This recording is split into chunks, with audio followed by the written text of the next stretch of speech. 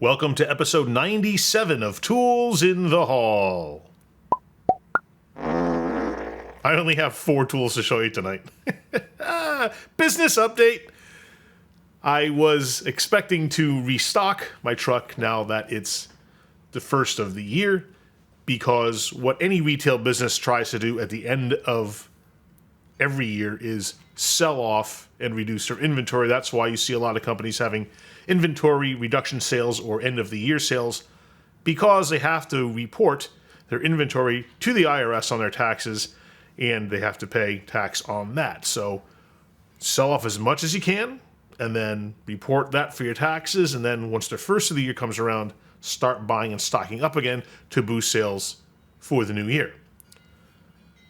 I was anticipating doing it, and I got stuff sold down at the end of the year.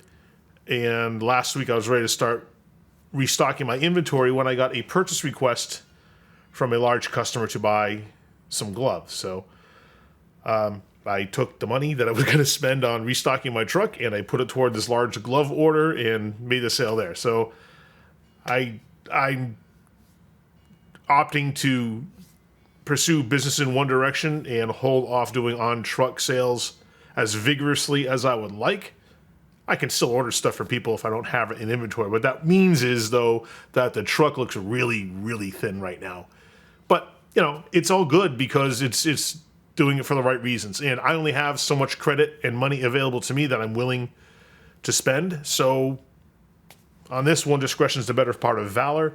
And I'm opting to keep my bills low to my suppliers so that I can do business with some breathing room in my credit lines, which is what I'd like to do. I know other tool guys don't do that, and I know plenty of tool guys that keep their trucks stocked to the gills. And it's all philosophical based on how that individual person wants to do business. I tend to run a little more minimalist on the truck so that I always make sure I have enough money available to me through my suppliers to purchase whatever people want, because only a certain percentage of your sales are going to come from what you have in inventory. Understanding that, it has driven my decision years ago to do this kind of thing.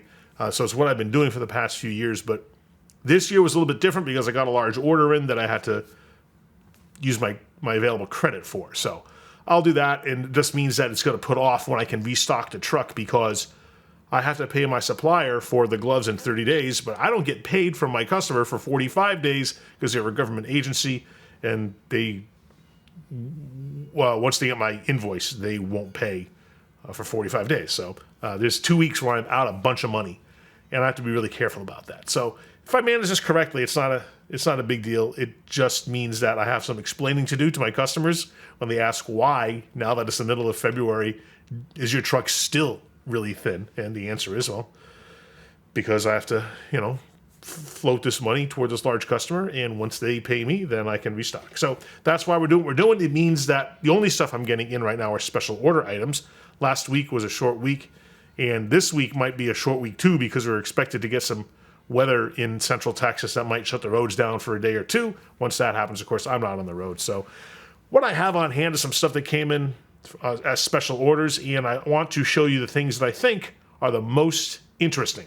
Let's start with, from Mayhew, this is a set of Torx Plus bit sockets.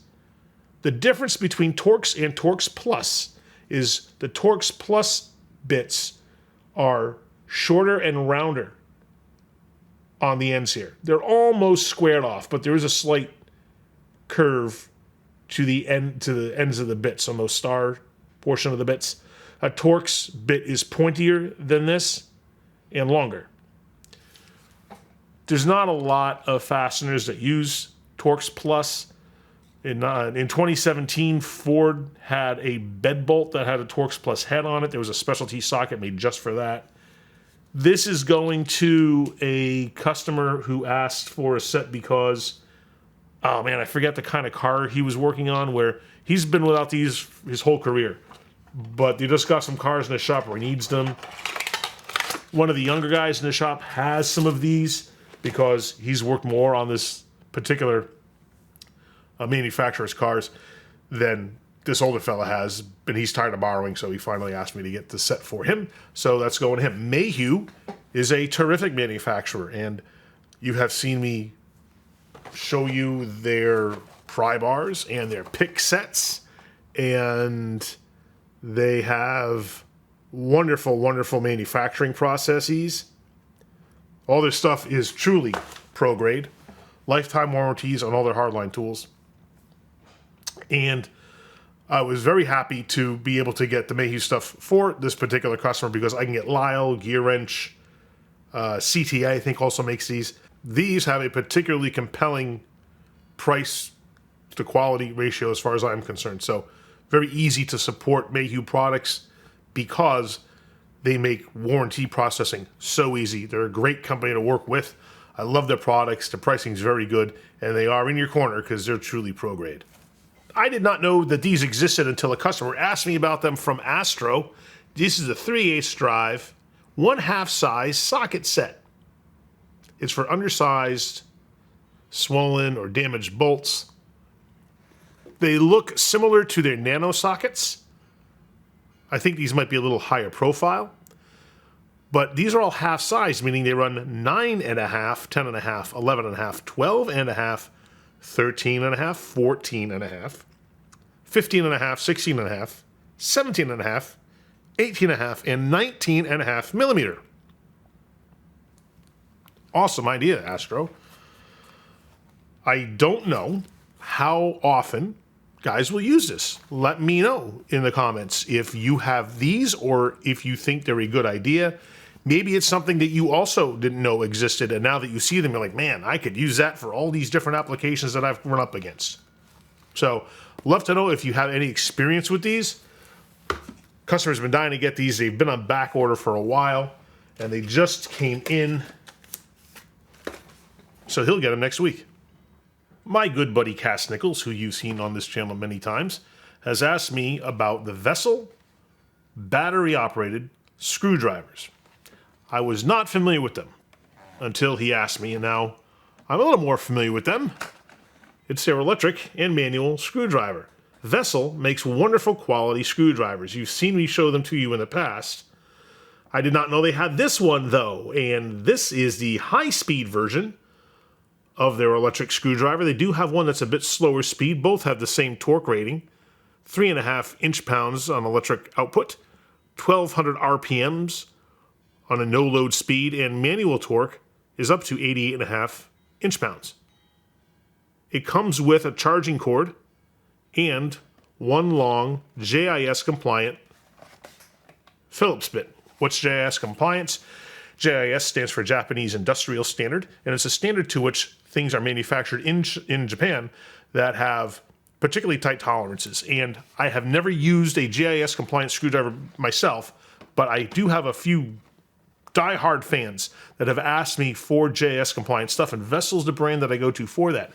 When I ask them why they like it, they tell me nothing fits quite as well as the JIS-compliant stuff. So you get better fits in your screws with JIS-compliant tools. I have shown you an entire bit set that Vessel has, all JIS-compliant bits, and Cass is getting one of those when they come in. They're on back order right now. So he gets a screwdriver first, and then when he gets the bit set, I'll show you those too. That comes in a really cool plastic case, and the bits fold up in little stands that you can easily see what's in there, and then they fit that screwdriver. And with a little handy tool like that, man, you feel kind of powerful because you can tackle all the big jobs with your heavy duty stuff, and then these guys are great for the lighter duty applications, whether at home or in the shop. It's awesome to have a tool like this in your back pocket. I have the great fortune of knowing many of my customers since my first day in business about 9 years ago. And one of my customers, a guy named Anthony, has this running, I'll call it a joke, but I don't think it is, because he always asks me about lights and what kind of lights do you have? And I show him my lights. He knows what lights I carry. And every time I show my lights, he always says two things. Well, how bright is it? How many lumens? And I'll tell him, he goes, no, that's not bright enough. I'm like, well, I can get brighter lights, but they're going to be more expensive. Well, how expensive are they? And I give him a price. He goes, no, it's too expensive. So I go back and forth like every week when I see this guy. And every now and then he'll surprise me. He'll ask me about some product, And I give him a price, I go, oh, that's not a bad price. But usually it's like, oh, that's too much, no matter how much it costs. He's not interested in buying this stuff. He just likes to give me a hard time. But every now and then, he'll say to me, that, oh, that's a good price. Yeah, get me one of those things. Or he'll take what I have on the truck or whatever it is, right? So knowing this about lights, I said to him a couple of weeks ago, hey, I got a light that just might fit the bill for you. And I was expecting him to say it's either not bright enough or it's too expensive. But I showed him a brand new offering from Coast. Now, he owns Coast lights from me already, so he knows the quality. He likes the company. And when he's asked me about it, I'm showing him the specs. He says, well, how many lumens is it, 6,000? I said, no, you're too low. He says, what? I said, keep guessing. He says, 12,000? I said, Anthony, you're still too low. He says, how bright is this light? I said, it's rated at 15,000 lumens on their turbo mode. Lifetime warranty, just like the other Coast lights are. Dual power, just like the other Coast lights are that I've always shown you. And a focusing beam. And he said, yeah, but it's got to cost like $300 or $400. I said, it's $199.99. And he said, get me one. So I got from Coast the new XP80R 15,000 lumen light. Look at the size of that element. That's ridiculous. The power switch here gives you information in real time. When you turn it on, it locks automatically. So you have to hit the button twice in rapid succession. It tells you the runtime for the mode you're on in hours. So to cycle through the different settings, it's got, when you turn it on, medium, you got 4 hours. Hit it again, highs 2 hours. Press and hold, and it'll go to the turbo mode. It'll hold the turbo mode for 40 seconds.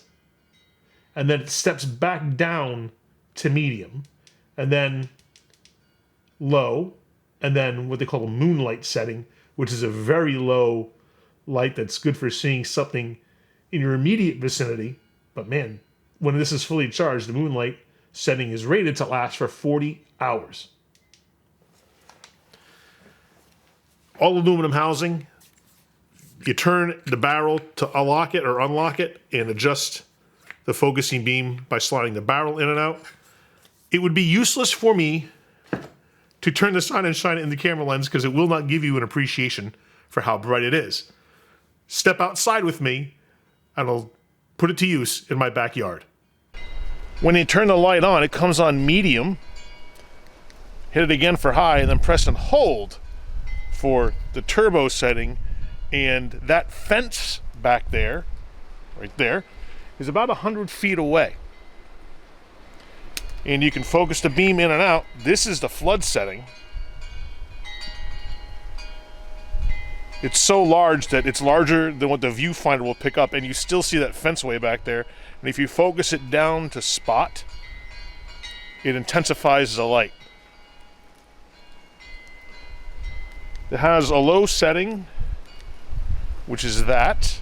And it has a moonlight setting, which I don't think you can see on camera, but it's that right there. You just barely see the highlights of the pool there on the side. On the bottom, you can see it.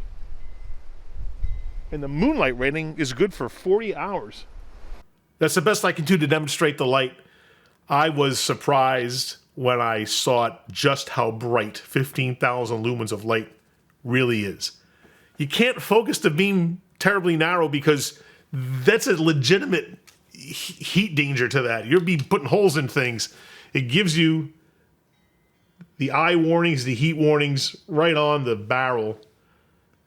And this does get hot. When you turn this on, you can feel it. And this is on medium, right? That's high. This is turbo right there. So you get, and that's just my hand on the camera. You can't get a good appreciation for it, but the heat right there at about 6 inches is significant. The barrel also gets rather warm, so be careful when you use it. Don't fry ants with it unless you really want to. But this thing is awesome. And when I got it and took it out of the package, the first thing my wife said was, "Oh my God, we need one." And I said, "For what?" She says, man, you can see everything in the yard at night with this. And sure enough, I had this out of the package, and tonight she came in to the living room. She said, "There's something up by the chicken coop. Get that light." So I grabbed this light and I go out to check to see what was near the chickens, and it was one of the cats. And I thought it was really cool to have something like this at the ready. You can just turn this thing on and light up the entire yard from any distance that your property has. I mean, it's rated for 300 meters on turbo, and it's just a ridiculous light, but it's awesome. And the light quality that it gives is beautiful and even, easy to see by. Great for extended power outages too, because the runtime is so long, especially on the moonlight setting. You can use that for days and days without worrying about recharging it. And you can recharge both in the light, in the charging port. It has a power bank function too, so you can charge and power up external devices with it. You can also charge the battery directly. So you can remove the battery, plug it into the charger, and sold separately as a carrier for alkaline batteries. You can run this on alkaline batteries. I don't think you're going to get the same runtimes, though, that you get with the rechargeable. Just know that that's an option if you chose it for the future. I hope you've enjoyed this tool haul. Sorry it wasn't as long as some of the other ones that you've enjoyed, but I'm doing my best with what I got right now, and I just got to keep my eye on what I'm spending and where it's going to. The next tool haul will be pretty sizable because I just put in a fairly large order. It's all special order stuff again. It's not reorders of inventory stuff. But when I start doing that, we'll get those items on the truck. Hopefully I'll have the energy to shoot a tool truck tour once it's stocked up and ready to go, and show you all the new stuff that I get in since the last time I did a tool truck video, which has been a long time coming. So do me a favor. Click down here now to subscribe so you don't miss any of it. Thank you so much for watching. And remember, use a tool. Don't be one.